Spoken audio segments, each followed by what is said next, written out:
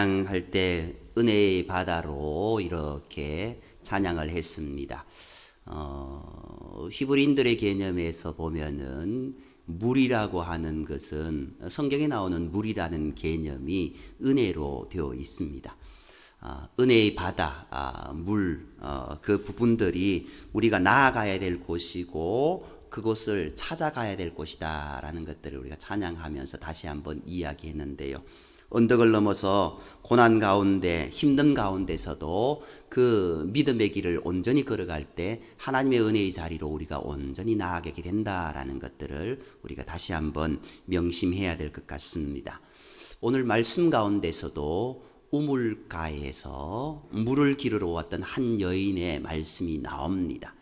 어찌 보면 이것은 이스라엘 백성들 가운데에 이 말씀을 들었을 때 은혜를 찾으러 왔는 사람으로 이렇게 이해할 수도 있습니다.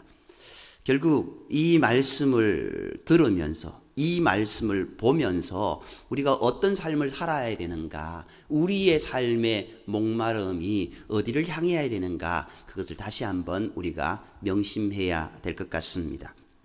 한 사마리아 여인이 아무도 찾지 않은 정오에 물을 기르러 우물가에 왔습니다. 히브리인들은 정오에 물 기르러 오지 않습니다. 우리가 한 여름에 떼약볕에 어떻게 밖에 나가지 않지 않습니까? 이들의 그 자연 환경이 어떻습니까? 너무나 뜨거운 그런 곳입니다. 그러기에 그곳에 한낮에 물을 기르러 가는 경우가 없습니다. 또 물을 기르러 갈 때 이 우물에서 물을 기르기 때문에 그 우물은 적어도 이때 당시의 우물, 굉장히 깊은 곳에 우물을 파야 되었습니다. 그렇기 때문에 저도 어릴 때 동네에 우물이 있었습니다. 그 우물에서 두레박을 던져서 물을 기르러 올리려고 하면은 어린 나이에 그 두레박을 당기는 것이 쉽지 않습니다. 근데 이 우물에 물을 기르기 위해서 두레박을 그렇게 던지는데 그것이 아주 깊은 곳에서 수십 메다라고 하는 그런 깊은 곳에서 물을 기른다고 한다면은 어떻게 되겠습니까? 그 물무게도 상당할 것이고 줄무게도 상당할 겁니다. 더군다나 이 지역에서는 물을 기르기 위해서 땅을 파고 그렇게 하는데 거기에 이제 나뭇가지나 어떤 잡쓰레기들이 들어가지 않게 하기 위해서 그 위에서는 그 위에 큰 돌을 올려 놓았습니다. 근데 그 큰 돌을 옮기려고 하면은 여인의 혼자의 몸으로는 그 돌을 옮기지 못합니다. 그런데 이 사마리아 여인은 전혀 그들의 생활 방식과 그들의 삶의 형편과는 다른 모습으로 물을 기르러 간 겁니다. 혼자의 몸으로, 여인의 혼자의 몸으로 물을 깃는다라는 것 어렵습니다. 돌을 옮기지도 못하는 그런 상황 가운데 물을 기르러 갔는 겁니다. 그런데 거기에는 이유가 있었지 않습니까? 그녀에게는 남편을 5번이나 바꾼 이력이 있었지 않습니까? 그래서 이 여인은 남들이 다 가는 그 시간대에 함께 가서 물을 기를 수 없었고 혼자 어찌 보면은 사람들의 낯을 피하여 한낮에 갈 수밖에 없었습니다. 그리고 이 여인이 남편을 5번이나 바꾼 이력이 있다라고 하는 것은 이 사마리아 여인의 남편 편력을 이야기하는 것이 아닙니다. 그것보다는 남성 지배의 사회에서 배척과 냉대를 받아 상처 입은 영혼을 잘 보여주는 이야기다라고 그렇게 볼 수 있습니다. 그녀는 물을 기르러 왔지만 그 물을 기르는, 우리 육적인 물을 기르는 그 모습보다는 영혼의 목마름이 더 깊었습니다. 이 영혼의 목마름은 현대인들에게도 있습니다. 오늘날 놀이기구와 게임 산업, 천문학적인 연봉을 받는 스포츠스타들은 그 인간의 목마름을 잘 대변해주는 그런 모습입니다. 현대인들은 남편을 다섯을 바꾸듯이 다양한 것을 바꿉니다. 직장을 바꾸기도 하고 더 나은 환경으로 이사를 해보기도 합니다. 그러나 지상에는 내 마음에 드는 직장도 사람도 없습니다. 사마리아 여인은 지금 고립되어 있습니다. 주님은 그녀와 대화하다가 갑자기 내 남편을 데리고 오라, 불러오라 라고 말씀하십니다. 이때 여인은 거짓말하지 아니하고 정직하게 반응합니다. 나는 남편이 없나이다. 이 말을 다르게 표현하면 나는 죄인입니다 라는 말과 같습니다. 여인은 갑자기 무너졌습니다. 더 이상 부끄러운 자신의 과거를 숨기지 않았습니다. 주님이 빛이시기 때문에 그렇습니다. 빛이신 그리스도 앞에 자신의 모든 것이 드러났지만 감출 수 없다는 것을 알았던 그녀는 솔직하게 고백했던 것입니다. 여인은 예수님과 대화하는 가운데 점점 빛 안으로 들어오며 그리스도에 대해 조금씩 눈이 열리기 시작했습니다. 그래서 주여 내가 보니 선지자로소이다 라고 고백한 것입니다. 영적인 눈을 뜨기 시작했다라는 이야기입니다. 대화하는 가운데 앞에 있는 이 남성이 평범한 사람이 아니라 무엇인가 다른 존재라는 것을 느끼기 시작했던 것입니다. 여인의 눈에서 비늘이 벗겨지고 있었습니다. 영의 눈이 열리면서 여인은 어떤 문제를 제기합니다. 20절 말씀에요. 우리 조상들은 이 산에서 예배하였는데 당신들의 말은 예배할 곳이 예루살렘에 있다 하더이다 라며 예배에 관한 질문을 하게 됩니다. 전혀 뜻밖의 질문입니다. 왜 갑자기 이 여인이 예배 문제를 꺼냈을까요? 어떻게 보면은 상황에 맞지 않는 질문처럼 보입니다. 예수님을 만난 여인이 첫 번째 꺼낸 주제 예배였습니다. 사마리아 여인에게 가장 시급한 문제, 가장 근원적인 문제였을 것입니다. 여인의 갈증은 남자에 대한 것이 아니었습니다. 그의 삶의 형편을 보면은 남자에 대한 것을 이야기할 법도 합니다. 그러나 그렇지 않았습니다. 그녀에게 가장 큰 목마름의 원인은 예배였습니다. 여인의 질문에 주님은 기다리셨다는 듯이 주옥 같은 예배론을 펼치십니다. 마치 삶의 핵심은 예배다라고 이야기하는 것처럼 주님은 그 여인이 가지고 있는 예배에 대한 오해를 풀어주십니다. 여인의 관심은 예배의 장소였습니다. 예배의 장소, 이것은 유대인들이나 사마리아인 사람들의 모두에게 최고의 이슈였습니다. 여기에는 복잡한 역사적 배경이 깔려 있습니다. 그래서 여인은 어느 곳에서 드리는 예배가 정통성이 있는 예배인가를 물었던 것입니다. 꼭 예루살렘에서만 예배를 드려야 합니까? 라는 겁니다. 이 질문은 북쪽 이스라엘 백성들에게 예배의 정통성에 대한 반감이 있었다는 것을 의미합니다. 전통은 중요합니다. 그러나 전통은 사람이 만들 때가 많습니다. 전통은 진리가 아니기에 절대적 기준이 될 수 없습니다. 사람들은 어떤 전통을 진리화하거나 정형화하려는 유혹을 받을 때가 있습니다. 예를 들어 대부분의 한국교회가 주일 오전 11시 예배를 고수하고던 때가 있었습니다. 그러나 지금은 11시 예배가 아니라 11시 반, 12시, 10시 반, 이것은 상관이 없이 그렇게 예배를 드립니다. 물론 우리는 11시에 예배를 드립니다만 그렇게 바뀌어서 예배 드리는 곳이 참 많습니다. 성도들의 환경에 의해서 성경의 필요에 따라서 많은 시간들이 변경되어져 갑니다. 또 새로운 도시로 교회를 옮기려고 하면 반대하는 경우가 참 많습니다. 우리가 여기에서 교회당을 다시 지어야지 왜 다른 곳으로 가냐라고 그렇게 이야기하는 부분들이 많습니다. 그 시간, 그 장소, 그 지역에서 예배하는 것이 전통이 되고 진리처럼 자리 잡았기 때문입니다. 그러나 예배의 초점은 사마리아 여인이 이야기하는 것처럼 어디에서 예배 드리는가에 있지 않습니다. 언제도 중요하지 않습니다. 주님은 예배에 대한 새로운 정의를 내리십니다. 23절 말씀 어떻게 이야기하고 있습니까? 우리 23절 함께 읽겠습니다. 23절입니다. 아버지께 참되게 예배하는 자들은 영과 진리로 예배할 때가 오나니 곧 이때라. 아버지께서는 자기에게 이렇게 예배하는 자들을 찾으시느니라. 아멘. 참되게 예배하는 자들. 예배가 무엇입니까? 예배는 어떻게 드려야 합니까? 먼저 예배는 그리스도를 믿고 거듭난 영으로 드려야 한다라는 것을 우리가 명심해야 됩니다. 예수님은 새로운 시대가 왔음을 알리십니다. 그것은 바로 예배의 변화로 영과 진리의 예배를 말씀하심으로부터 시작됩니다. 이 예배는 첫째, 영으로 드리는 예배였습니다. 예배는 장소나 시간이나 어떤 조건, 형식, 방법의 문제가 아닙니다. 핵심은 영으로 드리는 예배라는 겁니다. 코로나19 팬데믹으로 인해서 교회에서 대면 예배, 비대면 예배, 온라인 예배, 오프라인 예배라는 용어가 생성되었습니다. 전염병이 창궐하는 특수한 상황에서 만들어진 것들입니다. 이것들은 대부분 방법론에 관한 것으로 본질적인 주제가 아닙니다. 예배의 형태는 다양합니다. 장로교 예배, 침례교 예배, 순복음교회 예배가 있습니다.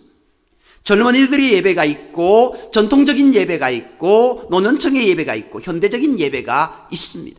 그러나 이런 것들은 사람이 구분해 놓은 것들입니다. 하나님은 교파에 따라 다르게 반응하시는 분이 아니십니다. 어떤 특정 예배를 선호하시는 분도 아니십니다. 다양한 예배는 주로 사람들이 만든 문화적 예배에서 나온 상황에서 나온 것입니다. 우리는 보다 더 본질적인 질문을 해야 한다라는 겁니다. 예수님은 예배의 핵심이 어떤 방법이나 조건, 상태가 아니라 영으로 드리는 예배라고 분명하게 말씀하십니다. 왜냐하면 하나님은 영이시기 때문에 그렇습니다. 영이신 하나님은 영으로만 만날 수 있습니다. 정해진 공간에서 찬양하고 기도하고 설교하고 헌금 드리는 그런 형식 절차를 진행하는 것이 예배의 전부가 아닙니다. 영의 작용이 있어야 한다는 겁니다. 몸으로 왔지만 영으로 예배를 드려야 진정한 예배가 될 수 있는 겁니다. 그러면 이 영은 어떤 영입니까? 예수 그리스도를 믿고 거듭난 영을 말합니다. 본래 우리는 하나님과 깊은 교통을 할 수 있는 친밀한 관계를 맺을 수 있는 사람들이었습니다. 하나님이 그렇게 만드셨습니다. 그런데 죄의 문제로 영의 교통이 끊어져 버렸습니다. 영적 기능이 상실된 겁니다. 에베소서 2장 1절 말씀에서 죄와 허물로 죽었던 너희라고 말씀합니다. 이것이 우리의 현재의 영의 상태입니다. 영의 기능이 완전히 죽었기 때문에 하나님께로 나아갈 수 없습니다. 몸은 예배의 자리에 앉아 있어도 영은 예배 안에 있지 않을 수 있습니다. 예배는 장소나 찬양단의 악기 문제가 아닙니다. 사람이 얼마나 모였느냐도 핵심이 아닙니다. 예배에도 문화적인 기능은 있지만 문화만으로도 하나님을 만날 수 없습니다. 참된 예배는 영으로 드리는 예배입니다. 우리의 삶에서 가장 중요한 경험, 예배 경험입니다. 예배도 하나의 의식이기에 형식을 갖추는 것이 필요합니다.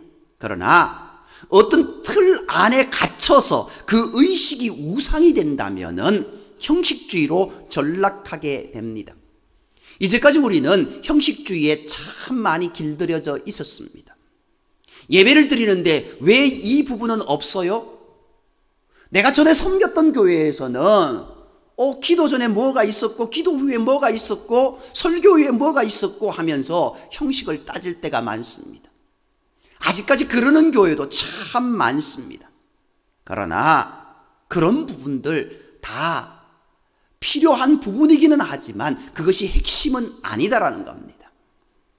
코로나19 팬데믹을 지나면서 영상 예배에 익숙한 분들이 있습니다.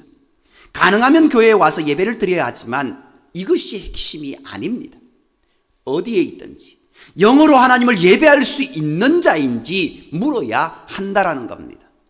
과연 하나님 앞에 영으로 나아가고 있는지 물어보아야 한다라는 겁니다. 공원에 앉아서 버스를 기다리면서도 예배를 드릴 수 있습니다. 그러나 진정 영으로 하나님 앞에 나아가고 있는가? 어디에 있든 어떤 시간에 있든 무엇을 하든 그것이 중요합니다. 계속 온라인으로 예배를 드리다 보면 나도 모르게 편의주의의 유혹에 빠지게 됩니다.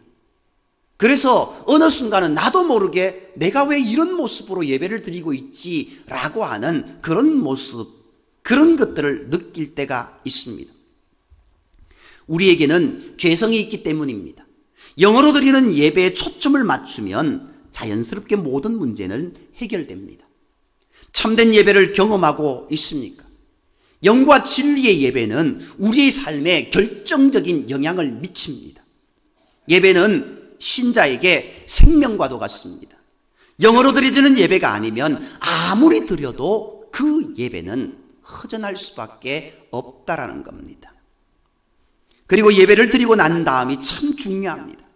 예배를 드렸음에도 불구하고 허전하고 짜증이 나고 신경질이 난다면 그 공허함을 다른 무언가로 채우려 할 것입니다. 그래서 또 다른 남편, 또 다른 예배를 찾습니다. 이런 기계적인 예배는 경계해야 됩니다. 어디에서 드리든 타성에 젖은 예배는 의미가 없다는 겁니다. 이처럼 신앙의 타락은 예배에서 옵니다. 영어로 드리는 예배에는 성령님의 도우심이 필요합니다. 성령님의 임하심이 있어야 예배의 문이 열립니다. 참된 예배를 드리려면 우리의 영의 상태가 중요하다는 겁니다. 영이 죽으면 어떻게 될까요? 예배의 참관자는 될 수 있지만 진정한 예배자, 주님이 찾으시는 예배자는 될 수 없다는 겁니다. 또한 예배는 철저히 영의 일입니다. 영이 적극적으로 하나님을 향해 열려 있어야 합니다. 영어로 찬양하는 사람들은 다르다라는 겁니다. 단순히 자신의 감정에 겨워 부르는 게 아닙니다. 입술로 부르는 것과 영어로 부르는 것은 큰 차이가 난다라는 겁니다. 자그마한 악기를 다룰 때도 그 사람이 정말 악기를 다루면서 믿음으로 영으로 그것을 다루고 있는가 다루고 있지 않는가는 영적인 사람은 들어보면 알 수 있습니다. 참 하나님이 받으시는 찬양, 하나님이 받으시는 예배, 그것을 우리가 온전히 드려야 되지 않겠습니까? 영으로 하나님의 말씀을 듣는 사람 다릅니다. 영적인 말씀을 알아듣습니다. 말씀에 영어로 반응합니다. 영어로 하나님과 깊은 교제를 나눌 때 우리의 영혼의 회복과 평안이 일어나고 영혼에 묶여있던 모든 것이 풀려지는 역사가 일어나게 되는 겁니다. 이것이 예배의 결과입니다. 참된 예배의 결과라는 겁니다. 찬양과 기도와 말씀을 통해서 우리의 영이 하나님과 깊이 만날 때 우리의 영혼은 최상의 상태가 됩니다. 영으로 예배하는 은혜가 있기를 간절히 소망합니다. 여러분들의 모든 영이 살아있기를, 주님을 만나는 그런 은혜가 있기를 주님의 이름으로 축복합니다. 두 번째로 예배는 하나님을 아는 진리로 드려야 합니다. 예배는 우리의 입맛과 기호에 의존되어서는 안 됩니다. 자칫하면 나 중심으로 예배를 드리기 쉽습니다. 가끔 예배 참 좋았다라고 말씀하시는 분들이 있습니다. 그 말 참 좋습니다. 그런데요, 이렇게 한번 생각해 보십시오. 왜 좋았는지 질문해 보아야 한다는 겁니다. 내가 왜 좋았지? 그런데 그 답이 내 기분과 연결되어 있다고 한다면 그것은 잘못되었다라는 겁니다. 우리의 감정이나 기호, 분위기가 예배의 초점이 되어서는 안 됩니다. 철저히 하나님 중심이어야 됩니다. 하나님으로 시작해서 하나님으로 끝나야 그것이 진리를 알고 하는 예배다라는 겁니다. 진리가 무엇입니까? 히브리어로 진리가 에메트라고 이야기합니다. 히브리어 22단어 중에 제일 첫 번째 단어가 알레프라고 하는 단어입니다. 그리고 제일 끝 단어가 타우라고 하는 단어입니다. 그리고 제일 중간 단어가 이제 mem이라고 하는 단어입니다. 에메트 세 글자가 있는데요. 그것이 제일 첫 글자, 중간 글자, 제일 끝 글자입니다. 진리가 뭐냐? 처음과 중간과 끝이 똑같은 것이 진리입니다. 변함이 없는 겁니다. 하나님은 변함이 없으신 분이자 진리 되신 하나님이라고 우리가 고백하지 않습니까? 우리의 예배가 온전히 하나님께 집중되어야 되고 처음부터 끝까지 하나님 앞으로 나아가는 예배가 되어야 된다. 그것이 하나님을 아는 진리로 드리는 예배다라는 겁니다. 하나님이 누구신지를 아는 사람, 하나님께 몰두할 수 있습니다. 그분이 누구신지 알면은 그분에 대한 예우, 그분에 대한 합당한 최상의 것을 올려드리고 싶어 하지 않습니까? 하물며 우리가 누가 온다라고 하면은 가정을 치우고 뭐 이렇게 동네를 치우고 그렇게 하지 않습니까? 대통령이 온다고 할 때 시청에서는 난리가 납니다. 공무원들은 난리가 납니다. 왜요? 대통령이 내려온다고 하는데 모든 것을 준비하고 치우고 정리하는 그런 모습들이 있습니다. 오늘 우리의 예배가 어떤 분인가? 하나님을 바로 안다고 한다면은 우리의 모든 것을 소지해야 되고 정리해야 되고 하나님이 기뻐하시는 것으로 우리가 나아가야 되지 않겠습니까? 참된 예배는 하나님을 아는 지식이 있는 예배입니다. 오늘 22절은요, 너희는 알지 못하는 것을 예배하고 우리는 아는 것을 예배하노니 이는 구원이 유대인에게서 남이라 라고 말씀하고 있습니다. 여기서 안다라고 이야기하는 헬라어로 기노스코라고 하는 이 단어는 굉장히 중요합니다. 이스라엘 백성들은 광야에서 하나님을 아는 지식이 없는 예배를 드렸습니다. 그래서 모세가 시내산에 올라갔을 때 백성은 산 아래에서 우상을 만들어 섬겼지 않습니까? 우상은 무지함에서 나오는 겁니다. 이스라엘 백성들이 하나님을 올바로 알았다고 한다면 그들은 그런 일을 하지 않았을 겁니다. 이스라엘의 실패의 핵심은 우상 숭배에 있습니다. 이것은 이스라엘의 문제뿐만 아니라 우리 모두의 문제입니다. 칼뱅은 인간은 우상 제조기다라는 말을 했습니다. 인간은 하나님이라는 우상마저 만들어낸다라는 겁니다. 하나님을 섬기는 것 같지만 안으로 깊이 들어가면은 금송아지 우상을 섬기고 있는 겁니다. 우상은 일종의 욕망의 투사입니다. 자기 욕망이 우상에게 들어가는 것입니다. 그래서 내가 원하는 것을 들어주는 신을 찾습니다. 우리는 하나님을 바로 알아야 합니다. 그리고 바른 예배를 드려야 됩니다. 진리의 예배는 중요합니다. 하나님이 누구신지 알면 저절로 참된 예배를 드릴 수 있게 되는 겁니다. 예배란 하나님의 수준에 걸맞는 대우를 해야 되는 것이기 때문에 그렇습니다. 우리는 하나님에 대한 지식에 목말라야 합니다. 요즘 시대를 지식이 풍요한 시대라고 말하기도 합니다. 그래서 전문가들이 어려워졌습니다. 목회자들도 힘들어졌습니다. 각종 유튜브 아니 온라인을 보면은 많은 자료들을 알 수 있습니다. 신학을 공부한 평신자들도 많아졌습니다. 어찌 보면은 온라인으로 보면은 설교를 하다가 틀린 부분들 그 속에서 얼마든지 찾아낼 수 있습니다. 의사들도 지금은 환자들이 연구를 하고 와서 병원에 온다라고 이야기합니다. 정보와 지식이 흘러 넘칩니다. 인터넷에 접속하면 내가 원하는 지식을 얼마든지 얻을 수 있습니다. 심지어 어떤 장로님은 챗봇에 이렇게 이야기를 합니다. 대표 기도를 참 하기가 부담스러웠던가 봅니다. 주일 대표 기도 하나 서줘. 그랬더니만 왔는 답변, 대표 기도가 걸작이었다라는 겁니다. 본인이 대표 기도를 아무리 서려고 해도 참 말주변이 없고 그랬던 분인데 그것을 보고 탐복을 했다고 합니다. 너무 잘 써졌더라는 겁니다. 이런 시대에 우리가 살고 있습니다. 우리 목회자들이 탄식할 때가 있습니다. 챗봇에다가 이야기해서 성경 말씀 딱 던져놓고 설교 한 편 써줘 하면은 써집니다. 써집니다. 정말 지식의 홍수 시대를 걸어가고 있습니다. 그런데 문제는 정작 거기에 생명은 없다라는 겁니다. 정작 생명을 걸어야 할 만큼 중요한 지식에 대해서는 빈약하다라는 것입니다. 우리가 신자로서 알아야 할 지식은 하나님을 아는 지식입니다. 이 안다라고 하는 것은요, 그저 지식적인 알미 아닙니다. 히브리인들의 개념은 안다라고 하는 것은요, 경험한 겁니다. 안다라고 하는 것은요, 경험하고 그것을 살아가는 겁니다. 그저 우리의 인간적인 그런 그것이 아니라 삶의 알미고 경험한 알미다라는 겁니다. 그렇기에 다를 수밖에 없습니다. 들어서 아는 것과 내가 경험해서 아는 것은 천지차이지 않습니까?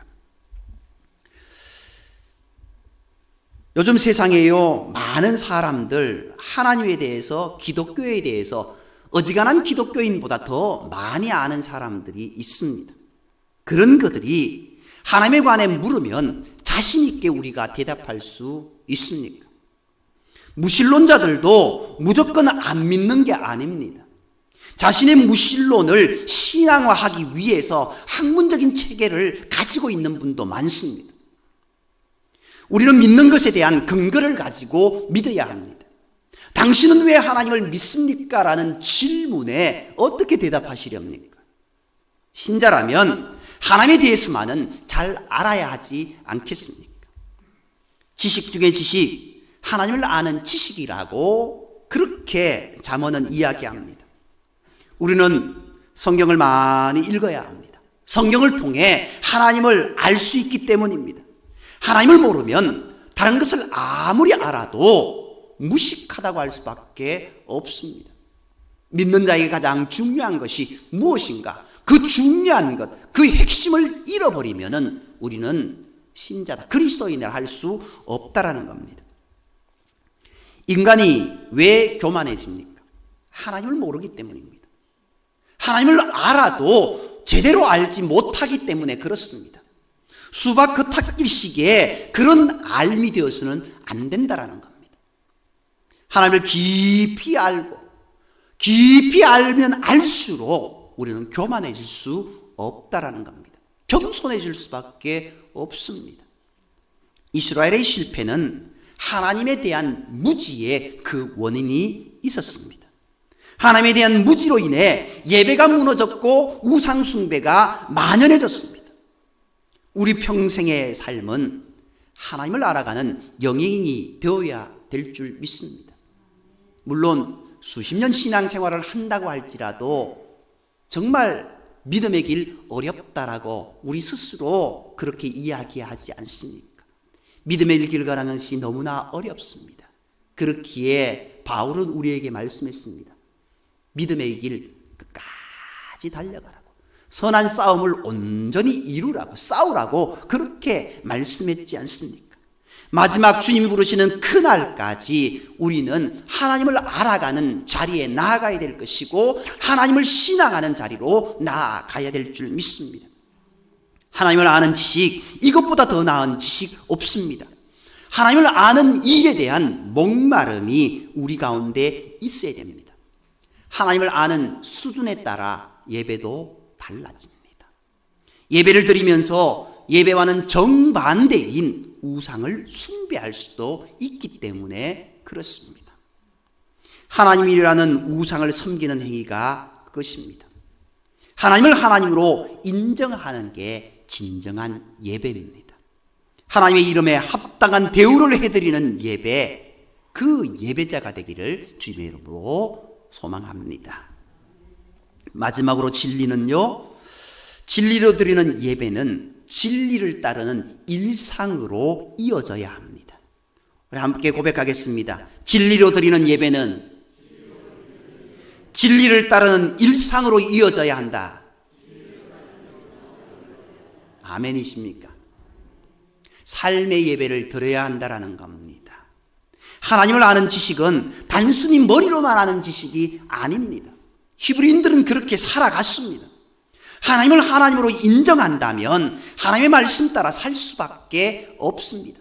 물론 그들이 그렇게 알았음에도 불구하고, 그렇게 살아가야 됨에도 불구하고 그렇게 온전히 살아가지 못하였기 때문에 현재의 그런 모습이 있지만요, 결국 진리로 드리는 예배라는 것은 진리를 따라 살아가는 일상이 우리에게 있어야 되는 겁니다. 그러므로 예배자의 삶은 달라질 수밖에 없습니다. 듣고 끝나는 것이 아니라 듣고 행하는 것이 진정한 예배다라는 것을 우리가 명심해야 됩니다. 한 번의 예배로 하나님께 할 일 다 했다고 할 수 없기 때문입니다. 예배와 일상은 분리될 수 없습니다. 일상이 부실하다면 예배의 문제가 있을 가능성이 높습니다. 참된 예배는 삶을 바꾸어 놓고도 남습니다. 오늘 24절, 23절요 분명히 그렇게 선언합니다. 아버지께 참되게 예배하는 자들은 영과 진리로 예배할 때가 온다. 곧 이때 아버지께서 자기에게 이렇게 예배하는 자를 찾으신다라고 말씀하고 있습니다. 여기에는요 예배하는 자들을 찾으신다라는 독특한 표현이 나옵니다.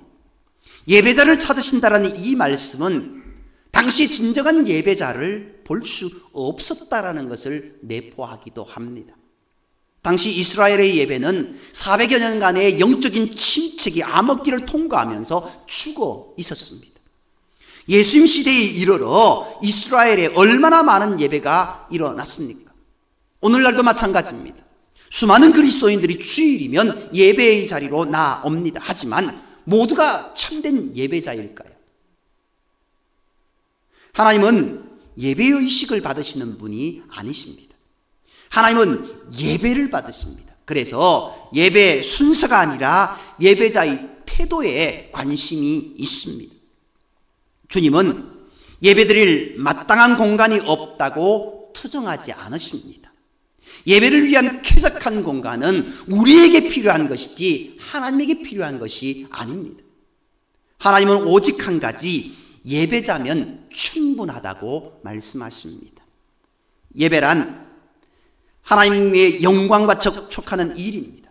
신앙이란 예배에 대한 눈뜸입니다. 세상에서 경험할 수 없는 독특한 체험입니다. 사마리아 여인 무언가를 찾고 있었습니다. 처음에 그녀는 물을 구하러 왔습니다. 그러나 그녀는 목마르지 않는 물을 원했습니다. 세상에 목마르지 않은 물이 어디 있습니까? 마셔도 갈증을 일으킬 수밖에 없습니다. 채워도 더 채우고 싶은 것이 인간의 마음입니다. 영원히 목마르지 않는 생수는 오직 한 분 예수 그리스도밖에 없는 줄 믿습니다. 그녀의 갈등은 주님을 만나고 사라졌습니다. 예배가 드리고 싶어졌습니다. 그녀는 예배를 드리긴 했지만 헛된 예배를 드리고 있었던 겁니다. 그런데 이제 그 길이 열렸습니다. 예수님을 통해 언제든지 하나님을 만날 수 있게 된 겁니다. 내 영혼을 만족시킬 수 있는 분 하나님밖에 없다라는 것. 인간의 마음속에 있는 허전함, 외로움을 잠재울 수 있는 분도 하나님 한 분밖에 없습니다. 예배다운 예배를 드리지 않을 때 타락이 찾아옵니다. 태양이 중심을 잃으면 세상에 대혼란이 일어난 것처럼 예배의 자리 중심에 하나님의 영광이 없다면 우리의 삶은 대혼란을 일으킬 수밖에 없다라는 겁니다. 참된 예배를 드리지 않는 사람은 자기 자신에게 몰두하게 되는 겁니다. 이 시대의 가장 강력한 우상은 나이지 않습니까? 그런데 목마름은 내가 어떻게 자신의 문제를 해결할 수 있느냐, 이것으로 비롯됩니다. 우리가 나 자신의 문제를 해결할 수 있겠습니까? 진정한 예배를 드릴 때 비로소 그 모든 자기 숭배에서 벗어날 수 있고 자기의 문제에서 해결할 수 있게 되는 겁니다. 참된 예배가 드려지는 곳에는 우상이 발을 붙이지 못합니다. 참된 예배보다 하나님을 기쁘시게 하는 것은 없습니다. 하나님은 진정으로 예배하는 곳에 머무신다라는 이 사실을 우리가 다시 한번 명심해야 될 줄 믿습니다. 오늘 이 땅을 살아가며 얼마나 답답할 때가 많습니까? 오직 예배로 성부를 거시길 바랍니다. 영과 진리의 예배를 드리시기 바랍니다. 사마리아 여인은 생수를 찾았습니다. 바로 예수 그리스도셨습니다. 주님은 큰 소리로 네가 말하는 내가 크다라고 말씀하셨습니다. 죄로 인해 아담과 하와는 하나님의 얼굴을 피했습니다. 그러나 이제 사마리아 여인은 주님의 얼굴을 향하고 있습니다. 이것이 바로 예배입니다. 예배로 인해 신자는 신자다운 신자가 되고 교회는 교회다운 예배가 됩니다. 그 일을 위해 주님은 이 땅에 오셨습니다. 하나님은 오늘도 우리를 참된 예배로 초대하십니다. 참된 예배자가 되기를 원하십니다. 예배를 통해서 인생의 모든 문제를 하나님의 은혜 안에 녹여내고 하나님의 백성다운 삶을 살아가는 저와 여러분이 되기를 간절히 소망합니다. 기도드리겠습니다. 사랑관의 하나님, 오늘